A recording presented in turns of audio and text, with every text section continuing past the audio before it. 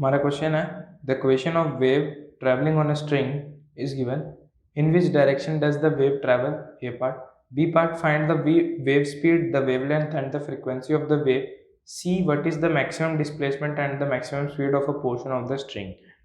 ठीक है, तो हमारा क्वेश्चन है कि एक क्वेश्चन दे रखी है हमें, मैं क्वेश्चन लिख देता हूँ गिवन। ये हमें कुछ ऐसे दे रखा है 0.10 मिलीमीटर, फिर साइन 31.4 मीटर पर मीटर, और ये x प्लस 314 पर सेकेंड t। ठीक है, हमें ये इक्वेशन दे रखा है और ए पार्ट में पूछा है in which direction does the wave travel.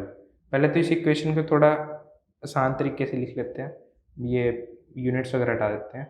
तो y equals to 0.10 sine 314x plus 314t।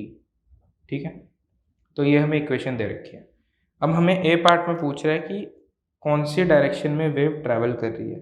ठीक है, in which direction does the wave travel, तो वो हम कैसे बता सकते हैं, साइंस देख के।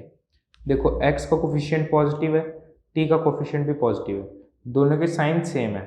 ठीक है, साइन अगर सेम है तो इसका मतलब क्या हुआ, वो नेगेटिव एक्स एक्सिस में जा रहे हैं, नेगेटिव एक्स एक्सिस में ट्रैवल कर रहे हैं।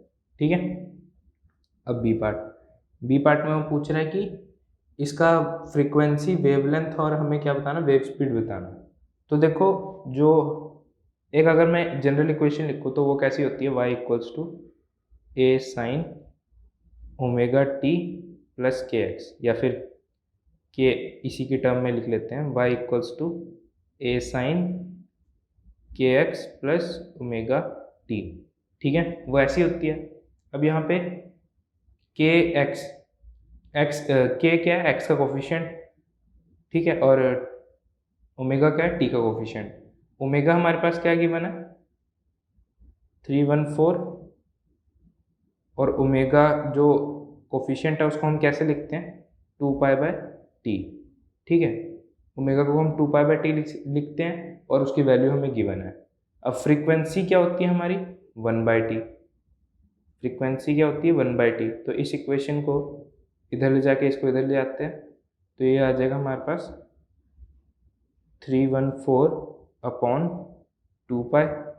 ठीक है, फ्रीक्वेंसी ऐसे लिखेंगे ना, टी को जब इधर ले आएंगे और इसको इधर ले आएंगे तो ये इक्वेशन 2π/314 बन जाएगी। यहाँ पे 1/t लिखा है तो 314 ऊपर आ जाएगा। तो इसको सॉल्व करेंगे, 314/2 इंटू 3.14, तो इसको सॉल्व करने के बाद हमारा आंसर आएगा 50 हर्ट्ज। ठीक है, तो 50 हर्ट्ज हमारा क्या है, फ्रीक्वेंसी। ये आ गया हमारा फ्रीक्वेंसी। अब देखते हैं वेवलेंथ। वेवलेंथ के लिए क्या करेंगे, हमें k गिवन है, यानी कि x का कोफिशिएंट, वो उसको कैसे हम लिखते हैं, 2π/λ, और वो कितना गिवन है, 31.4। ठीक है, तो यहाँ से हम लैम्डा निकाल सकते हैं। लैम्डा क्या बन जाएगा हमारा, 2π/31.4। तो वैल्यू पुट करेंगे 3.14/31.4। इसको सॉल्व करेंगे तो हमारे पास लैम्डा का वैल्यू कितना आएगा, 20 सेंटीमीटर। ठीक है, यह आ गया हमारे पास लैम्डा का वैल्यू 20 सेंटीमीटर। अब हमें क्या पूछा, वेव स्पीड। तो वेव स्पीड कैसे निकालते हैं, v वो होता है λ/t। ठीक है, यानी कि कोफिशिएंट ऑफ, या फिर हम लिख सकते हैं कि coefficient of t upon coefficient of x। तो ये क्या बन जाएगा, 314/31.4। ये वेव स्पीड है। वेव स्पीड क्या होती है, स्पीड क्या होती है, डिस्टेंस अपॉन टाइम। तो डिस्टेंस हमारा वेवलेंथ की फॉर्म में था, ये एक फॉर्मूला है। साथ ही साथ एक फॉर्मूला है coefficient of time upon coefficient of 1 upon coefficient of x and 1 upon coefficient of time. ठीक है, तो वैल्यू पुट करा तो वहाँ से वेव स्पीड का आंसर कितना आया, 10 सेंटीमीटर पर सेकेंड, 10 मीटर पर सेकेंड, ठीक है। ये आ गया हमारे पास वेव स्पीड। अब देखते हैं सी पार्ट। सी पार्ट में क्या बोल रहा है, ठीक है।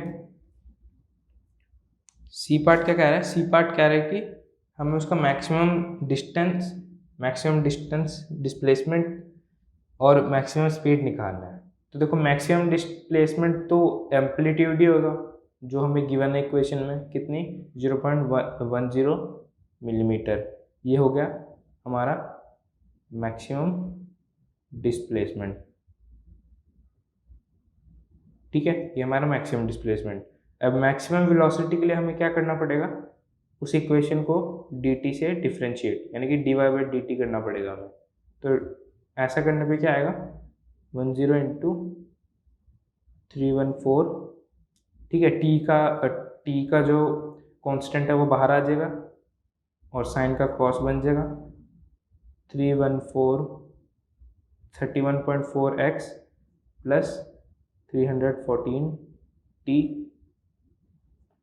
इसको जब सॉल्व करेंगे तो ये आ जाएगा 0.10 इंटू 314।